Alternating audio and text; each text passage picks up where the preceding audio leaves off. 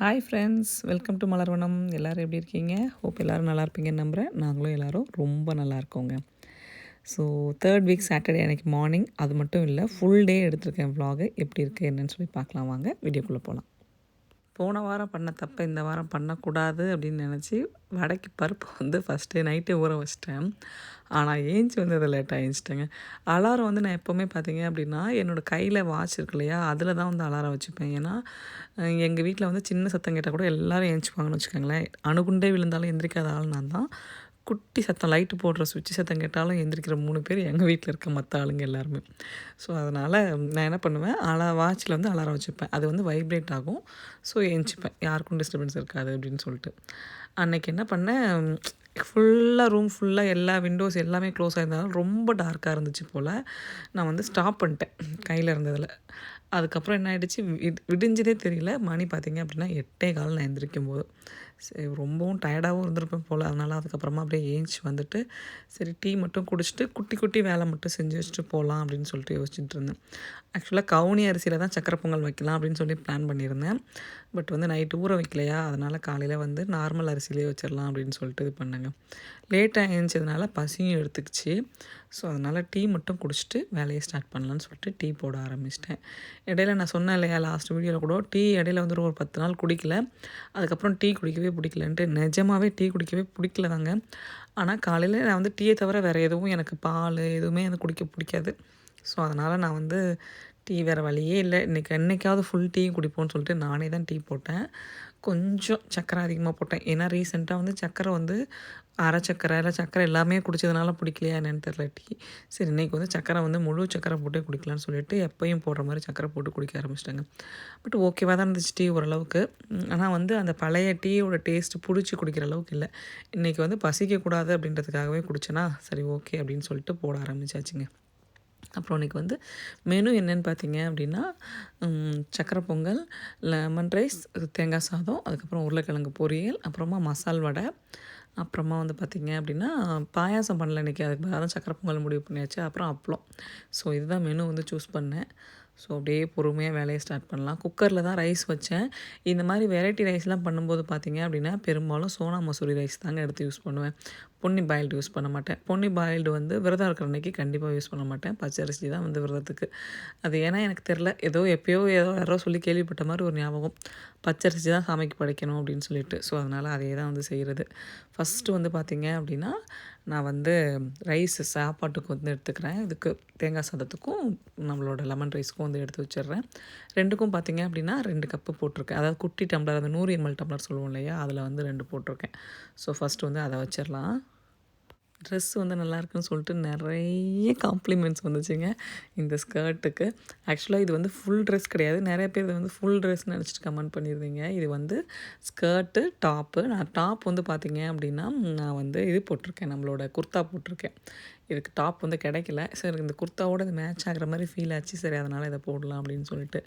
Saturday அன்றைக்கி black colour dress போட்டால் ரொம்ப நல்லது அப்படின்னு சொல்லுவாங்க. எல்லா சாட்டர்டேவும் கரெக்டாக ஞாபகம் வச்சு போட மாட்டேன். இந்த சாட்டர்டே வந்து இந்த ஸ்கர்ட்டை போடணும் அப்படின்றதுக்காகவே இந்த பிளாக் டாப்பை எடுத்து வந்து போட்டிருந்தேங்க. ஸோ நான் எதிர்பார்த்த மாதிரி நிறைய பேர் நல்லா கமெண்ட் கொடுத்துருந்தீங்களா, எனக்குமே ரொம்ப ரொம்ப ஹாப்பியாக இருந்துச்சு. ஏன்னா நான் ரொம்ப நாள் பிளான் பண்ணி இந்த இந்த லாங் ஸ்கர்ட் வாங்கினேன்னு வச்சுக்கோங்களேன்.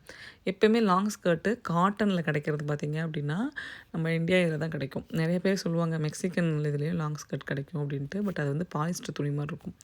எனக்கு லாங் ஸ்கர்ட் காட்டனில், அதுவும் இந்த மாதிரி ஒரு ட்ரெடிஷ்னல் டிசைன் போட்டு வேணும் அப்படின்னு சொல்லிட்டு தான் தேடிகிட்டே இருந்தேன். ஒரு ஃப்ரெண்ட் ஒருத்தவங்க போட்டிருந்தாங்க, அவங்கள்ட்ட கேட்டேன். அப்புறம் அவங்க சொன்னாங்க, இங்கே நம்ம சேல்லாம் போடுவாங்க இல்லையா, இந்தியன் ட்ரெஸ் இந்த மாதிரிலாம் அங்கே வந்து இருக்கும் அப்படின்னு சொல்லி அங்கே தான் வாங்கினேன் அப்படின்னு சொல்லி அவங்க சொன்னாங்க. அதனால் அன்னையிலேருந்தே வெயிட்டிங்னு வச்சுக்கோங்களேன், நெக்ஸ்ட்டு சேல் எப்போ அப்படின்னு சொல்லிட்டு. இங்கே வந்து அக்ரூத்தி கலெக்ஷன் சொல்லிட்டு போடுவாங்க. ஸோ அதனால் அன்னையிலேருந்தே வெயிட்டிங். அப்புறமா அன்றைக்கி ஒரு நாள் சொன்னேன் இல்லையா, இடையில வந்து ஒரு திங்ஸ் வாங்குறதுக்காக போயிருந்தேன், கொஞ்சம் வெளியில் போயிருந்தேன் அப்படின்னு சொல்லிட்டு ஒரு 2-3 வீடியோக்கு முன்னாடி சொல்லியிருப்பேன்னு நினைக்கிறேன். ஸோ இந்த ஸ்கர்ட் வாங்க தான் போனேன். எனக்கு ரொம்ப ரொம்ப பிடிச்சிருச்சு. வாங்கிட்டு வந்துட்டு அடுத்த வாரமே போகணும்னு பிளான் பண்ணேன். பட் ஒரு வாரம் தள்ளி போயிடுச்சு. பட் எனிவே இந்த வாரம் நான் போட்டேங்க. எனக்கும் ஹாப்பியாக இருந்துச்சு. என்னோடய டேஸ்ட் வந்து நிறைய கமெண்ட்டில் வந்து நல்லாயிருக்குன்னு சொல்லி வந்தோடனே ஓகே, அப்போ நம்ம கரெக்டாக தான் ட்ரெஸ் பண்ணுறோம் அப்படின்ட்டு எனக்கு ஒரு ஃபீல் வந்துருச்சு. தேங்க்யூ ஸோ மச் கமெண்ட் பண்ண எல்லாருக்கும். அதுக்கப்புறமா அப்படியே 2 குக்கரையும் ஏற்றிட்டேங்க. சாப்பாடும் ஏற்றிட்டேன், சக்கரை பொங்கலுக்கும் ஏற்றிட்டேன். சைடில் டீயும் ரெடி ஆகிடுச்சு. அதுக்கு சக்கரை வந்து போட்டேன் அப்படின்னா டீ வந்து ரெடி ஆகிடும். ஸோ அதுக்கப்புறம் டீயை குடிச்சிட்டு சமைக்க ஆரம்பிக்கலாம். ஏன்னா டீ குடித்து முடிக்கும்போது குக்கர் விசில் வந்துடும் அப்படின்னு சொல்லிட்டு இப்போ ஒரு ப்ராசஸ் மைண்டில் பண்ணி வச்சுருக்கேன். அந்த மாதிரி பண்ணிடலாம், 9:30 கிளம்பிடலாம் அப்படின்னு சொல்லிட்டு. லாஸ்ட் வீடியோலேயே சொல்லியிருப்பேன், தமிழ் ஸ்கூலுக்கு வந்து 9:30 கிளம்பணுன்ட்டு. ஒரு சில பேர் புதுசாக நம்ம சேனலுக்கு வந்திருக்கீங்க. அவங்க வந்து என்கிட்ட என்ன கேட்டிருந்தீங்க அப்படின்னா, தமிழ் ஸ்கூலுன்னு சொல்கிறீங்க, வீக் டேஸில் ஸ்கூல் போகிறேன்றீங்க, என்ன தான் பண்ணுறீங்க, எங்களுக்கு ஒன்றுமே புரியலை அப்படின்னு சொன்னாங்க. அவங்களுக்காக இன்னும் ஒரே ஒரு தடவை கொஞ்சம் எக்ஸ்ப்ளனேஷன் கொடுத்துட்றேன். நான் வந்து இங்கே இருக்கிற பப்ளிக் ஸ்கூலில் டீச்சர் அசிஸ்டண்ட்டாக ஒர்க் பண்ணிகிட்ருக்கேங்க. ஸோ அதனால் மண்டே டு ஃப்ரைடே இங்கே இருக்க ஸ்கூலுக்கு போவேன். ஃபுல் டே தான், நான் வந்து சப்ஸ்டியூட் டீச்சராக போகல. ஸோ ஃபுல் டே தான் போயிட்டுருக்கிறேன். காலையில் போனேன் அப்படின்னா ஸ்கூல் விட்டதுக்கப்புறம் தான் வருவேன். இதுதான் என்னோடய ஒர்க்கு. சாட்டர்டே பார்த்திங்க அப்படின்னா இங்கே நாங்கள் இருக்கிற கம்யூனிட்டியில் தமிழ் ஸ்கூல்னு சொல்லிட்டு இருக்குது. ஸோ அந்த ஸ்கூல்லையும் அங்கே நான் வாலண்டியரிங் பண்ணுறதுனால பசங்க அங்கே ஸ்கூல் போகிறாங்க. ஸோ நாங்கள் 3 பேரும் கிளம்பிடுவோம். 1 வீக் விட்டு 1 வீக் என் ஹஸ்பண்டும் வருவாங்க. அவர் வந்து லைப்ரரி இன்சார்ஜாக இருக்கார். ஸோ அதனால் இதுதான் நாங்கள் எங்களோட Tamil school routine.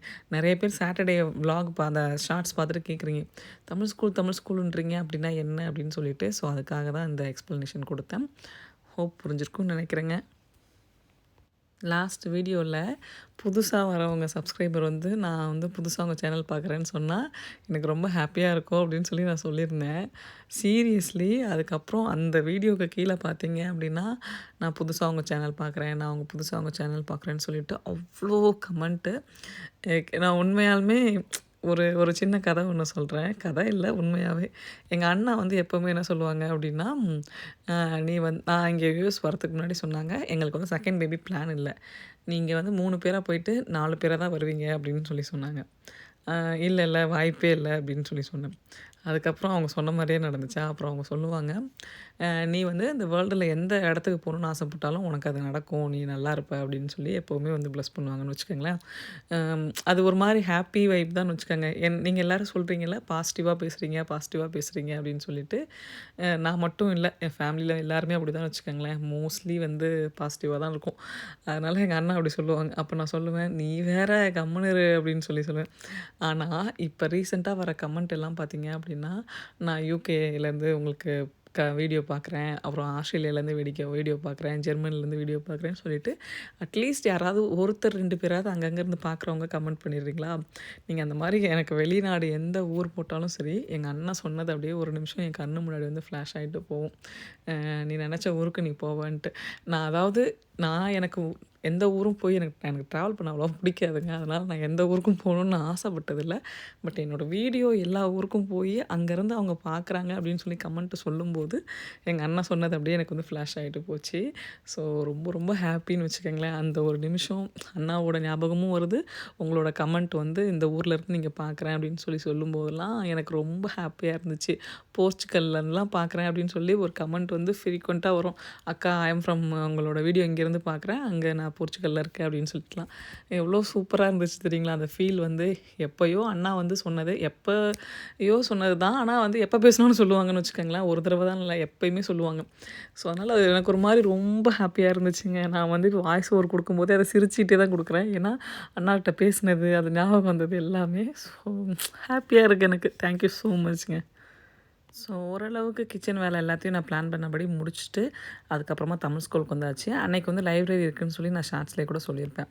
So library பார்த்திங்க அப்படின்னா ஒரு 100 புக்கு 200 புக்கு வச்சு ஸ்டார்ட் பண்ணி இன்றைக்கி எங்களோட தமிழ் ஸ்கூல் லைப்ரரியில் பார்த்திங்க அப்படின்னா 1000+ புக்ஸ் இருக்குதுங்க.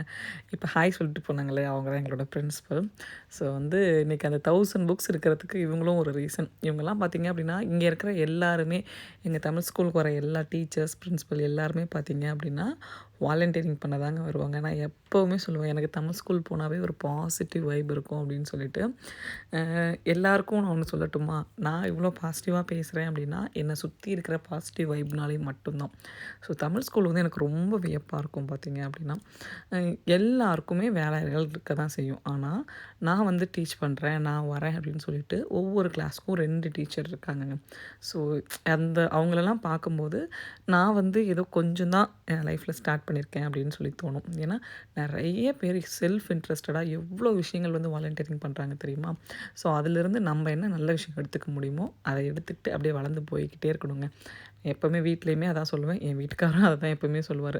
எந்த ஒரு விஷயத்துலையுமே போய் நெகட்டிவ் என்ன இருக்குன்னு தேடாத எப்பயுமே. அதில் என்ன பாசிட்டிவ் எடுக்க முடியுமோ அதை எடுத்துகிட்டு போயிட்டே இரு. அப்போ தான் நம்ம லைஃப்பில் அடுத்தடுத்த ஸ்டெப்புக்கு போ முடியும் அப்படின்னு சொல்லுவாங்க.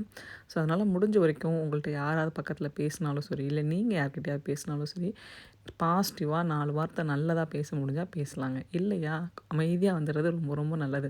இனிஷியல் ஸ்டேஜில் பார்த்தீங்க அப்படின்னா நம்ம நெகட்டிவாக பேசுகிறவங்க கூடயே பழகி பழகி பழகி எல்லாத்தையுமே நம்ம நெகட்டிவாகவே பார்த்துட்ருப்போம். ஆனால் அதை எப்படி மாற்றலாம் அப்படின்னா, ஒரு ஸ்டேஜில் குவைட்டாக இருந்துருங்க. அமைதியாக இருந்துங்க. எல்லா இடத்துலையும் நீங்கள் பதில் சொல்லணுன்ற அவசியமே இல்லை. ஒரு இடத்துல அமைதியாக இருந்துட்டீங்க அப்படின்னாவே, நீங்கள் வந்து உங்கள பற்றி செல்ஃப் அனலைஸ் பண்ண ஆரம்பிச்சுருவீங்க. அதுக்கப்புறம் உங்ககிட்ட இருந்து வர எல்லாமே பார்த்தீங்க அப்படின்னா, பாசிட்டிவாக மட்டும்தான் வரும். பாசிட்டிவாக மட்டும்தான் யோசிப்பீங்க. என்னடா பாசிட்டிவ் பாசிட்டிவ் அப்படின்னா, அது வருங்க. அது ஒரு ஒரு ஸ்டேஜில் நீங்கள் குவைட்டாக இருந்ததுக்கப்புறம் ரியலைஸ் பண்ணுவீங்க நீங்களே. அதை தான் நான் சொல்லிகிட்ருக்கேன் திரும்பி திரும்பி. ஸோ எப்பயுமே வந்து எல்லா இடத்துலையும் நம்ம பேசணும் அப்படின்ற அவசியமே இல்லை. சில இடத்துல நம்ம அமைதியாக இருந்தோம் அப்படின்னா கூட ஹாப்பி தாங்க. ஸோ ரிட்டன் வந்துட்டு வடை போட ஆரம்பிச்சாச்சுங்க. வடை போட்டேன். சக்கரை பொங்கல் வந்து ஃபுல்லாக ரெடி பண்ணல. குக்கரில் வச்சுட்டு தான் போயிருந்தேன். அது கொஞ்சம் கட்டியான மாதிரி ஆயிடுச்சு. அப்புறம் திரும்பி அதை மசிச்சு விட்டு அதுக்கு வெல்லத்தை கரைச்சி ஊற்றி விட்டு ஒரு வேளையை சக்கரை பொங்கல் அப்படின்னு சொல்லி ரெடி பண்ணி வச்சிட்டேங்க. நெக்ஸ்ட் வீக் கண்டிப்பாக சொல்கிறேன், காலையிலே எழுந்திரிச்சு எல்லா வேலையும் முடிச்சுட்டு தான் தமிழ் ஸ்கூல் போவேன். ஏன்னா ஃபஸ்ட்டு வீக் போகும்போது எவ்வளோ ஹாப்பியாக இருந்துச்சு, எவ்வளோ வேலை செஞ்சோம். இப்போ செகண்ட் வீக் பாருங்கள், ரொம்ப ரொம்ப கொஞ்சம் அப்படியே இதுவாச்சு. 3வது வாரம் பார்த்திங்க அப்படின்னா சுத்தம் அப்படின்ற மாதிரி தான் ஆயிடுச்சு. ஸோ அதனால் 4வது வாரம் கண்டிப்பாக வந்து கரெக்டாக எல்லா வேலையும் காலையிலேயே முடிச்சுட்டு போகணும்னு முடிவு பண்ணிட்டேங்க. ஏன்னா ரொம்ப கஷ்டமாயிடுச்சு. 3rd வீக் வந்து சாப்பிடும்போது டைம் பார்த்திங்க அப்படின்னா 1:45 2 ஆகிடுச்சு. அது 2 ஆனது பிரச்சனை இல்லை. பசியோடு சின்ன அவ்வளோ வேலைகளையும் செஞ்சுட்டு அதுக்கப்புறமா அப்படியே சாப்பாடு உள்ளே போனோன்னா உயிரே திரும்பி வந்த மாதிரி இருந்துச்சு. ஸோ அதனால் நெக்ஸ்ட் வீக் வந்து காலையில் எல்லா வேலையும் முடிச்சுட்டு போயிட்டு ஸ்கூல் விட்டு வந்த உடனே விரதம் விடணும் அப்படின்ற மாதிரி தான் பிளான் பண்ணி வச்சுருக்கேன். பார்ப்போங்க. ஸோ நெக்ஸ்ட் வீக் வீடியோ என்னால் எடுக்க முடியுதா என்னன்னு சொல்லிவிட்டு. அதுக்கப்புறமா நிறைய கமெண்ட்ஸ் வந்து, அக்கா இந்த கிரைண்டரை பற்றி தான் கேட்டுகிட்டே இருந்தீங்க. கிரைண்டர் வந்து ஏன் 2 கிரைண்டர் வச்சுருக்கீங்க அப்படின்னு சொல்லிட்டு நான் வந்து நிறைய ஷார்ட்டில் கூட சொல்லியிருப்பேன். ஃபஸ்ட்டு ஒரு கிரைண்டர் வாங்கி நான் யூஸ் பண்ணிகிட்டு இருந்தேன்னா, அந்த கிரைண்டர் வந்து 8 வருஷமாக யூஸ் பண்ணேன். அப்புறம் அது கொஞ்சம் அந்த சைடில் ஒயர்லாம் இருக்கும் இல்லையா, உள்ளே இருக்க ஒயர்லாம் கழண்டு வந்துருச்சு. அந்த பட்டன் ப்ரெஸ் பண்ணுற இடத்துல இருக்க கழண்டு வந்துருச்சு. சமயத்தில் ஓடும், சமயத்தில் ஓடாது, இந்த மாதிரியே இருந்துச்சு. அதனால் என்ன பண்ணேன், சரி ஓகே 2வது கிரைண்டர் வாங்கலான்னு வாங்கிட்டேன். 2வது கிரைண்டர் வாங்கின உடனே இந்த முதல் கிரைண்டருக்கு கோவம் வந்துருச்சுங்க. அவ்வளோ சூப்பராக ஓட ஆரம்பிச்சிருச்சு. இப்போயும் எப்போயாவது ஒரு டைம் மக்கர் பண்ணும். ஆனால் வந்து ஓடிடுது. அதுக்கப்புறம் எந்த பிரச்சனையுமே இல்லை. ஸோ அதனால் சரி ஓகே 2 கிரைண்டர் இருந்தால் வேலை ஈஸியாக முடியும்னு சொல்லிட்டு, இதில் ஒரு நடை அதில் ஒரு நடை போட்டு எடுத்துருவேன் 2 கிரைண்டருமே. கழுவுற வேலை கொஞ்சம் கஷ்டம் தான். பட் அரைக்கிறதுக்காக வெயிட் பண்ணுற டைம் வந்து கம்மியாகுது இல்லையா, ஸோ அதில் வாஷ் பண்ணுறதுக்கு கொஞ்சம் டைம் தான் ஆகும்னு சொல்லிட்டு 2 கிரைண்டர் யூஸ் பண்ணிகிட்ருக்கேங்க. ஹோப் இந்த கிளாரிட்டி கிடச்சிருக்குன்னு நினைக்கிறேன். ஏன்னா ரிப்பீட்டடாக இந்த கொஷின் வந்துக்கிட்டே இருக்குது. ஏன் 2 கிரைண்டர் வச்சுருக்கீங்க, ஏன் 2 கிரைண்டர் வச்சுருக்கீங்கன்னு சொல்லிட்டு. இதுதான் காரணம், வேறு ஒன்றும் இல்லைங்க. எங்கள் 2 பேரில் யாராவது ஒருத்தர் பாத்திரம் கழுவும் போதே இடையில போய் ஒருத்தவங்க கையை இது பண்ணோம் அப்படின்னா இந்த வேலை எங்கள் வீட்டில் எப்பயுமே நடக்கும். எந்த ட்ரெஸ் போட்டிருந்தாலும் நடக்கும். நான் வந்து புது ட்ரெஸ் போட்டிருக்கும் போது கல்யாணம் ஆன புதுசுலலாம் கை துடைக்கும் போது திட்டுவேன், நான் புது ட்ரெஸ் போட்டிருக்கேன் இப்படி பண்ணுறீங்களே அப்படின்னு சொல்லிட்டு. ஆனால் அது நாளாக நாளாக என்ன ஆயிடுச்சு அப்படின்னா, எங்களுக்கு அந்த ஒரு பழக்கமாகவே போயிடுச்சு. யார் கை கழுவிட்டு இருந்தாலும் சரி போய் துடைச்சிட்டு வந்துடுவோம். ஸோ அது மாதிரி தான் இது இருந்துச்சு. எடிட் பண்ணும்போது எனக்கு அது ஞாபகம் வந்துச்சு. சரி ஓகே நல்லா தானே இருக்கட்டும் அப்படின்னு சொல்லி விட்டுட்டேன் நான். ஸோ மெது வடை தெரியும்ல உங்களுக்கு, டக்குன்னு வேலை முடிஞ்சிடும். ஆனால் மசால் வடை அப்படி கிடையாது. பொறுமையாக கொஞ்சம் நின்று தான் வேகும், டைம் ஆகும். ஸோ எங்களுடைய டைம் அது எடுத்துருச்சு. ப்ளஸ் இன்றைக்கி லைப்ரரின்றதுனால லைப்ரரியும் கிட்டத்தட்ட ஒரு 1 ஹவர் எக்ஸ்ட்ரா சாப்பிட்ருச்சு. வீட்டுக்கு வரும்போதே 12:30 12:45 ஆகிடுச்சு. அதுக்கப்புறம் தான் வேலை செய்ய ஸ்டார்ட் பண்ணேன். ஸோ அதனால் கொஞ்சம் லேட் ஆகிடுச்சு. பட் எனிவே எல்லா வேலையும் முடிஞ்சிருச்சுங்க. ப்ளேட் பண்ண ஆரம்பிச்சிடலாம். உருளைக்கிழங்கு பொரியல் பார்த்திங்க அப்படின்னா அந்த கடாயில் தான் செஞ்சேன். காரணம் என்ன அப்படின்னா, ஒரே ஒரு பெரிய உருளைக்கிழங்கு மட்டும் தான் இருந்துச்சு. அது இங்கே 4 பேர் தாராளமாக போதும்னு சொல்லிட்டு அந்த குட்டி கடாயிலேயே வந்து நம்ம முந்திரி பருப்பு தாளித்து கொட்டணும் இல்லையா, அதுக்கப்புறம் அப்படியே அதிலேயே செஞ்சுட்டேங்க. இதுக்கப்புறம் வர கிளிப்பிங்ஸ் எல்லாமே பார்த்தீங்க அப்படின்னா, கபிலன் தான் நிறையா வந்து ஹெல்ப் பண்ணான். இதுக்கு முன்னாடி இருந்ததை அந்த ட்ரைபாட் வச்சு எடுத்தேன். ஆனால் இதுக்கப்புறம் வரது எல்லாமே வந்து கபிலன் தாங்க நிறைய ஹெல்ப் பண்ணான். கபிலன் அப்படின்றது என்னோட பெரிய பையன். புதுசாக வீடியோ பார்க்குறவங்களுக்காக சொல்கிறேன். ஸோ எப்படி இருக்குது அப்படின்னு சொல்லிட்டு கண்டிப்பாக சொல்லுங்கள். அப்பப்போ கொஞ்சம் ரொம்ப நல்லா எடுப்பான். சில நேரத்தில் ஏதாவது ஒன்று தப்பாக பண்ணிடுவான். எனக்கு எடிட் பண்ணும்போது தெரியும், பார்த்து எடுத்துருவேன். ஸோ இதுலேயும் ஏதாவது இருந்துச்சு அப்படின்னா கண்டிப்பாக எனக்கு கீழே கமெண்ட்ஸில் சொல்லுங்கள். இதுவும் ஒரு லேர்னிங் ப்ராசஸ் தானே. ஸோ மிஸ்டேக்ஸை கரெக்ட் பண்ணிக்கலாங்க. அப்புறமா அப்பளம் பொரிச்சு எடுத்தாச்சு. அவ்வளோதாங்க, வேலை முடிஞ்சிருச்சு. அவங்கள வந்து சாமிக்கு பூ பறிச்சிட்டு வந்து வைங்க அப்படின்னு சொல்லி சொன்னேன். அவங்க அந்த வேலையை முடிச்சிட்டாங்க. ஸோ எப்போவுமே சொல்கிற மாதிரி தான் வெளியில் விளக்கேற்றிட்டு அதுக்கப்புறம் தான் வந்து உள்ளே வந்து விளக்கேற்ற ஆரம்பித்தோங்க. வேலையே செய்யாமல் இந்த வீட்டில் ஒரு ஜாலியாக ஒரு ஆள் இருக்குது அப்படின்னா அது என்னோடய சின்ன குட்டி மட்டும்தான். நாங்கள் எல்லோரும் உயிரை கொடுத்து வேலை செஞ்சுட்ருக்குறோம். அது மட்டும் அழகாக ஜாலியாக டிவி பார்த்துட்டு இருந்துச்சு. சாமி கும்பிட்ற நேரத்துக்கு வாடா சாமி கும்பலான்னு கூப்பிட்றேன். இதோ வரேன் அப்படின்னு சொல்லிட்டு கீழே இருக்கிற 17 படியை ஏறி மேலே வர்றதுக்கு அவனுக்கு வந்து 15 நிமிஷம் ஆச்சுங்க. ஒரு படியாக உட்காந்து ஏஞ்சி வந்திருந்தாங்க. அதுக்கப்புறமா அவனை ஒரு வழியாக நிற்க வச்சு சாமி கும்பிட்டாச்சுங்க. சாமி கும்பிடும்போது நான் எப்பயும் சொல்கிறது தாங்க, நல்லாயிருப்போம், எல்லோரும் நல்லாயிருப்போம், எல்லாரோட லைஃப்பில் இருக்க கஷ்டங்களும் மறைஞ்சி எல்லோரும் சந்தோஷத்தை நோக்கி பயணிப்போங்க. திரும்பவும் ஒரு தடவை சொல்கிறேன், நல்லாயிருப்போம், எல்லோரும் நல்லாயிருப்போம், எங்கேயும் எப்போயும் நல்லாயிருப்போங்க. ஸோ சாமியெல்லாம் கும்பிட்டு முடிச்சுட்டு அதுக்கப்புறமா பசங்களுக்கு வந்து நாங்கள் வந்து கீழே விழுந்து கும்பிடு அப்படின்னு சொல்லுவோம். ஆனால் நமஸ்காரம் பண்ணணும்னு சொல்லி தான் சொல்லணும் போல். இது வந்து நிறைய தடவை என்ன தான் கோயிலில் வந்து நமஸ்காரம் பண்ணணும்னு சொல்லுவாங்களா, அவன் அப்படியே ஒரு நிமிஷம் என்னை பார்ப்பான். அப்புறமா நான் வந்து விழுந்து கும்பிடு அப்படின்னு சொல்லுவேன். ஸோ இப்போ தான் அந்த வார்த்தையை வந்து பசங்க லேர்ன் பண்ணிக்கிட்டாங்க. எங்கள் வீட்டு சைடு வந்து பார்த்திங்க அப்படின்னா சாமிக்கிட்ட விழுந்து கும்பிடு அப்படின்னு தான் சொல்லுவாங்க. நமஸ்காரம் அப்படின்றது இங்கே வந்து தான் நான் கற்றுக்கிட்டேன். அதாவது கல்யாணம் பண்ணி சென்னை வந்து தான் நான் கற்றுக்கிட்டேன். பசங்களுக்கு அதை அப்பப்போ நாங்கள் பெருசாக வீட்டில் சொல்கிறதில்ல. விழுந்து கும்பிடுன்னு தான் நாங்களும் சொல்கிறது. நம்ம அப்படி தானே வளர்ந்தோம் அப்படின்னு சொல்லிட்டு. ஸோ இப்போ அதை அவங்க வந்து புரிஞ்சுக்கிட்டாங்க. நமஸ்காரம் பண்ணணும் அப்படின்னா கீழே விழுந்து கும்பிட்றது தான் அப்படின்னு சொல்லிட்டு. இது வந்து ரெகுலராக இருக்கிற பழக்கம் தான். இதே மாதிரி உங்கள் வீட்லேயும் ஏதாவது புதுசாக நீங்கள் லேர்ன் பண்ணியிருக்கீங்க, புது வார்த்தைகள் இருக்குது அப்படின்னா கண்டிப்பாக கமெண்ட்ஸில் சொல்லுங்கள். லேர்னிங் தான். எப்போயுமே வீட்டில் ஒரு கேள்வி வருங்க. அது வந்து பார்த்திங்க அப்படின்னா விரதம் விட்டுட்டு சாமி கும்பிடும்போது, அது எப்படி நீ கரெக்டாக உப்பு காரம் போடுற அப்படின்னு சொல்லிட்டு. அது இதே கேள்வி நானும் எங்கள் அம்மாட்ட கேட்டிருக்கேன். எங்கள் அம்மா சொல்லுவாங்க, ப்ராக்டிஸ் பண்ண போனால் தன்னால் வந்துடும் அப்படின்னு சொல்லுவாங்க. ஆனால் இன்றைக்கும் அம்மா சமையலை மட்டும் நம்மளால் பீட் பண்ண முடியாது. அது என்னமோ. ஸோ அவ்வளோதாங்க. அதுக்கப்புறம் அப்படியே சாப்பிட்டு முடிச்சுட்டு கொஞ்சம் நேரம் ரெஸ்ட் எடுக்கிற வேலை தான். ஈவினிங் வந்து ஒரு ஃப்ரெண்டு வந்து கொலுவுக்கு கூப்பிட்ருக்காங்க. ஸோ அவங்க வீட்டுக்கு போகிற வேலை தான்.